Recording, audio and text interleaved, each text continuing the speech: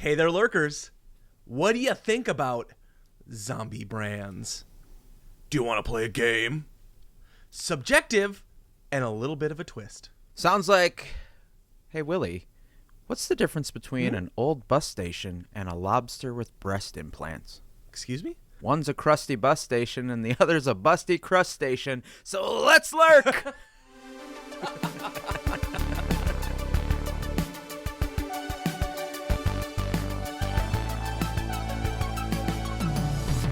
Scott, take yourself back just a few years, maybe 2015, 2016. I know you might not be able to remember that far back, but if I were to say, take somebody who looks like they should fit in at a J. Crew and put a pair of shoes on their feet, what kind of shoes might you say they would wear? At a J. Crew, you're either wearing the Nike Kill Shots or maybe in 2015, some Doc Martens. Neither of the brands that I would have expected, but that's okay. I think that's on brand, if you will, for where I'm going. Okay. So let's say you go to this person's house and you're going to get in bed with them. I know. You're married. Calm down. What kind of mattress are they going to have? A Sealy Posturpedic. Who the fuck buys a Sealy ever? A Serta. 2015. Scott, you went searching for mattresses and you found a lot of mattresses. Were any of them that you considered a Sealy? I didn't consider any spring mattresses. I was a foam guy. Okay, well, somebody foam. from J. Crew is kitschy, and Scott doesn't know what J. Crew is, everybody. I don't know what kitschy is. Son of a bitch. What kind of mattress do you have? Nectar Sleep. The best sleep you can get on memory foam. That's Nectar Sleep. For 15% off, go fuck yourself. Type in code LURKER and it will do nothing. So you've got mattress brands like Nectar. I have a Casper. They're what you would call direct-to-consumer brands. Oh, yeah. There's no stores. They just sell online. They say they're going to cut the middleman, cut the cost. But you know what they are? You know what they are cutting? Are they doing bar mitzvahs now? What's going on? Scott could have went in so many directions. He could have went with wieners, wrists. No, they're cutting. Oh God, not people, staff, because they're not making any money anymore. What? These brands are just holding on for dear life. The age of direct-to-consumer brands is going bye-bye, buddy. So we first had the dawning of the age of Aquarius, and now we have the death of direct-to-consumers. Yep. What's happening? Why is this happening? I like my mattress. I was hoping to buy another one. That's kind of what I was thinking too. And so like Casper was valued at somewhere along the lines of $4 billion as a brand. That's so many billions. The shoes that I was trying to get you to say were Allbirds, you freaking idiot. Allbirds. We've all heard of them. We know the person who wears Allbirds. There's a store in Minnesota. That company was valued at $4 billion in 2017. And today, $200 million. That's like worse than Elon's X valuation. Which, by the way, is last year alone, it lost $101 million in profits. I see people wearing these shoes all the time. There's a Casper store in the Mall of America. You know, like, what is going on with these direct-to-consumer brands? How are they losing all this money? You think I know? Well, yeah, it's your link. I think we just need to make some assumptions here. You haven't read because, that far. like, Okay, I don't know. it. Fast Company's pretty. I haven't read the whole article. I don't want to lose these places. This is the best thing to happen to America since, I don't know, sliced bread. Like, why can't I buy a truck directly from Ford? Why do I have to go to a dealership where they can mark it up and add all these bells and whistles that I don't care? I just want to go on the lines.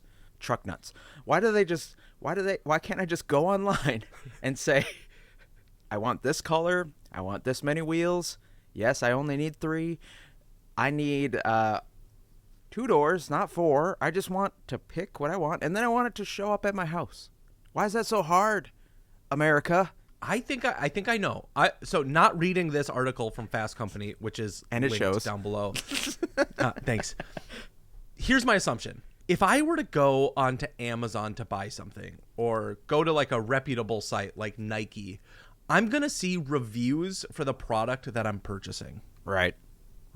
I'm going to be able to tell what other people think of that brand. If I want to go buy a Casper mattress or a Purple mattress, maybe in between because we don't have that, I can go online, go to their website, and I'm not going to see a fucking review unless it's a 5 out of 5. Or you go to a third-party review site like Trustpilot. But that's another company that, like, at the end they're like, and then you can go to mymattress.com for 15% off. And then you're like, that's not fucking real. That's not a real thing. This is another ad for another mattress. Everything is sales. We got to sell everything. And then we got to sell the things that we're selling. And if we can't sell the things we're selling, we got to get other people to sell the things that we're selling for us.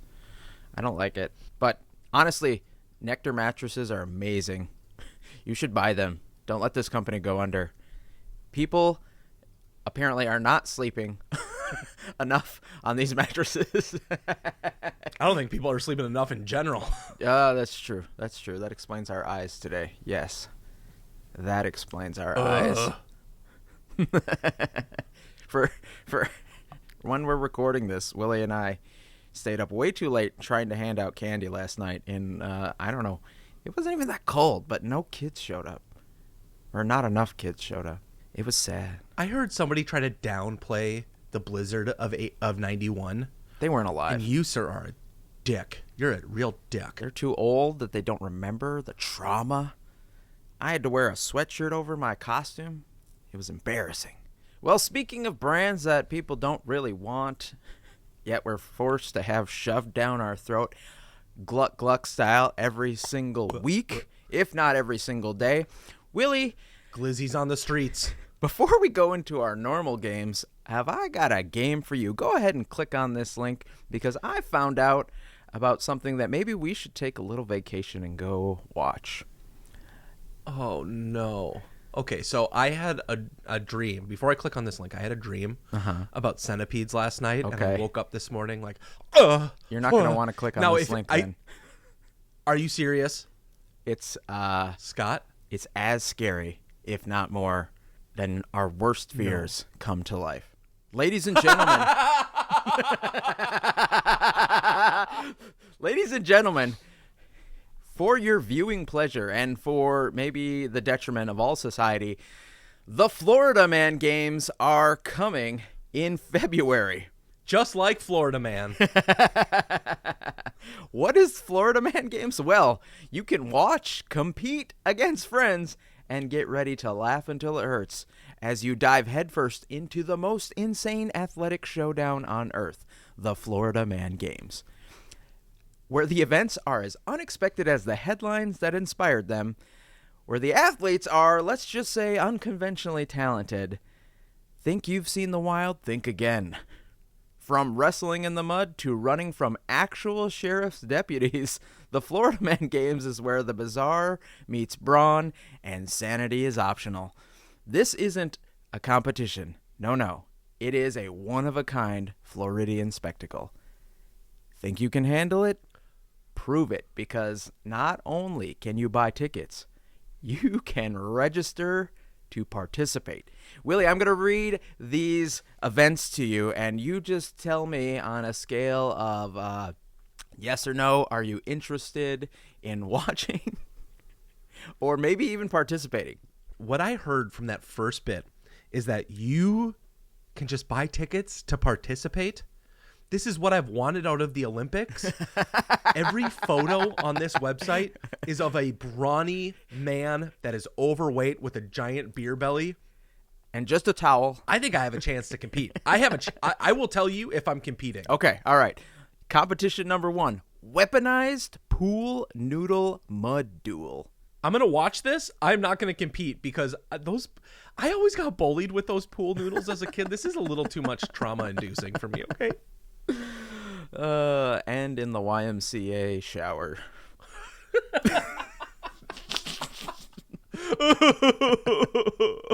So many old pool noodles.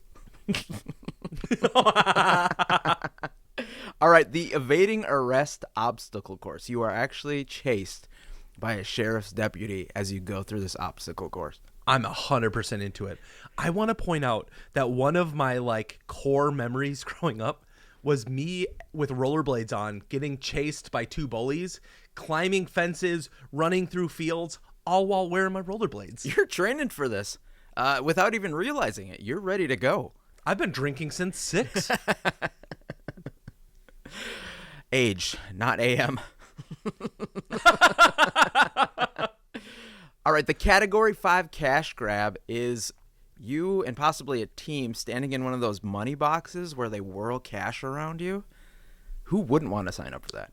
I know. So that's one that you'd want to participate in, but that's never fun to watch. Anytime you've gone to like a Chuck E. Cheese and you've watched kids in these little tornado rooms with cash, you're like, you fucking idiot. Just go to the corner where all the money is and pick up a handful. Stop trying to grab them out of the air. You're not freaking Harry Potter. No. Yeah, you can't grab out of the air. You got to go stand against one side of the glass that the wind is blowing like in your face and just let it hit you and accumulate and stuff it. All right, the catalytic converter, 2 bikes, and a handful of copper pipes race against time. I think they just put a bunch of junk on a bike and you have to like pedal or something. Oh my God. Or you have to try and steal cat converters off of cars in the fastest amount of time. That's probably what it actually is. You just go on the actual streets. Yeah. Everybody who drove there can't get home. One that might be suited for you, the Beer Belly Florida Sumo, where it doesn't matter what you look like. Hey. You just dive right in and try to blast your opponent out of the ring. Dude, I try to blast my opponent every night in bed. Well, okay, so Excuse me? the refs for this competition are 2 of the original American Gladiators, Nitro and Dude, Ice. And Ice, we need to go to this. Ice still looks good. So does Nitro. Watching American Gladiators back in the day awoke things in me that I didn't know about, and I had to go explore later on in life. Men? Muscles. Oh. Death by snoo snoo. Scott took until he was in his mid-30s to discover muscles. Yeah. And then for everybody else that's there, they're going to have just like regular games. So you can do mechanical bull riding, a wipeout log, the plastic bubble sumo smash, and a face-off style inflatable concourse. For those who aren't really active, maybe you got great hair. There's going to be a mullet contest. For those who enjoy body modifications, there's going to be a Florida Ma'am pinup contest. And for those who are really into cocks, Excuse me? chicken coop bingo. Oh, got it. And then because it So wouldn't this- be Florida without just good old fighting, they're going to have a cops versus firefighters boxing match. Now, is it real? So the cops just pull out guns? I mean, guns versus big Get out of hoses. the crowd! So a lot of pressure. You never know. We'll find out. If the firemen get to use their hoses, like it's like they get to use real things. Oh, yeah. So Oh, man. I have plans to go to Arizona in February, but if those fall through, maybe we record live from these games. I think we February 24th. should. Let's have it on our calendars just in case. Yeah. St. Augustine, Florida. Be there because you know this is what you've always dreamed of. Well, Willie, it is the most wonderful time of the year again. And I'm not just talking about the holiday season. I'm talking about me going streaking. As you can see, I'm in my holiday buff. And I just want to rub it in. I'm wearing no pants. I just want to use my antlers here and rut a little bit. because Oh my God, you do have little antlers. Yeah, little guys up there. By the way, I got called a cow on Halloween by some like 6-year-old. Dude, see, this is hurt what me. the pandemic homeschooling has done to kids. It hurt me to my core. You idiots, I'm a reindeer. I thought they learned about Christmas. Isn't the whole point of homeschooling their kids is so they learn about the truth around Christmas? Because America is trying to remove it, you libs. They're trying to kill Jesus again. It's the worst sequel I've ever seen. Anyway, this game of Subjective, ladies and gentlemen, we had a winner last week, and I don't like it. why don't you like it? Why don't you like it? That's right, because I won. By 1 point. When I voted. Win's a because win, guess Willie. What? Win is guess a what, win. Lurkers? We vote for our own. Because if we don't, it turns out like this. Turns out like We're padding our Yeah. stats. and when I voted, I had 100% of the votes. So whatever you did to rally the troops behind you, No. I call shenanigans. That might just I want be a rematch. I think that's actually an Instagram feature where it just shows you your vote as 100%. You actually have to go into our side to see the actual count. Damn it. This is stupid. Anyway, this week's Subjective is going to be, well, I'm not going to sugarcoat it, even though everything that we eat going forward for the next few months will be. Welcome back to another game of Subjective. This week's subject is going to be wasting no time. We're going straight into the best Christmas songs ever. Didn't even wait for Thanksgiving. That's usually the bar. Listen, if you want to celebrate genocide, you can do it on your own watch, Willie. But I, for one, personally welcome Mariah Carey into my home on November 1st. So, Well, unfortunately, Scott, without further ado, losers, loser says what?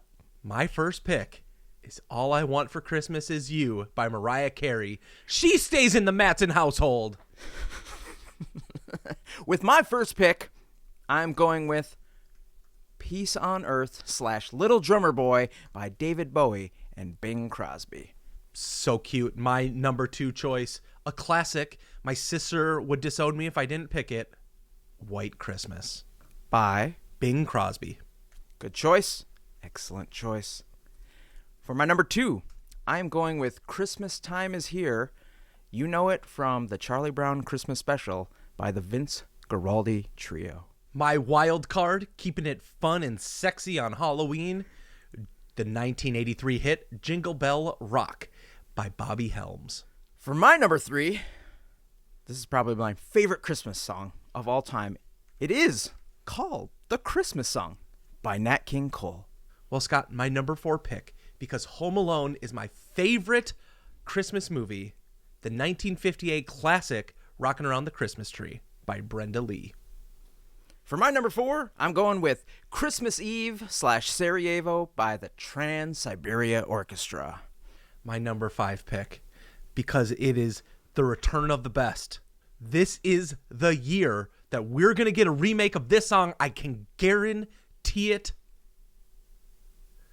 The best Christmas song of my childhood. Oh, no. Merry Christmas, Happy Holidays by NSYNC, 1998. Damn it. You just picked my wife's favorite song. Well, what we've discovered, Scott, is your wife and me are essentially the same person. Right, yeah. Which is why Scott and I like butt stuff. For my final pick, I'm going with a newer song that just has captured my heart and the hearts of many around the world. We're going Underneath the Tree by Kelly Clarkson. And there you have it, Lurkers. Our list. You will find out which team you picked. Thank you so much for voting. And I hope you chose me. But I know you didn't. Because I have Mariah Carey. And everybody is afraid when she returns. Scott, last week for Scott Smart or Outsmart, there was a punishment for losing. Mm-hmm. And I can see right now through my screen that you're still as furry as ever. You're furrier than ever. I have more hair today than yesterday. But there's some stipulations to that. Like, I challenged you. I even went behind your back and I talked to your wife. I was like, what's it going to take? What? What's it going to take for you to bend, not break, and allow Willy to grow out his facial hair for like a challenge or something? Like just 30 days, the rest of the year, something like that. She wouldn't. She was stiff as you at 7 a.m, Willy. She was just not gonna move.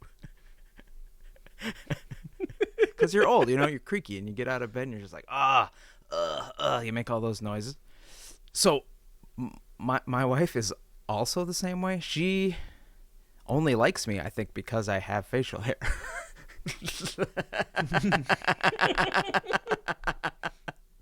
She's like, you get rid of that beard, we're done. I might as well be sleeping in my car at that point. So yeah, you got to think of something else, because I can't shave the beard. All right, you lovely lurkers, it is time for another round of Scott Smart or Outsmart. Are you ready, Scott? Ooh, yeah. Fan-frickin-tastic. Here's how the game works, lurkers. I've got 5 tricky trivia questions for Scott. For every question that he gets right, he is one step closer to the real answer. Because here's the twist. All the answers have a connection. Willy, if I win, you have to buy an oversized adult toy and have it on display in your background after it arrives for that episode. But if you lose, you have to use that oversized toy. And with that, here comes question number 1. A calzone-like Italian dish is named for what volcano off of Sicily, which last erupted in 2019? Is it Stromboli? Correct. Oh, okay. Question number 2.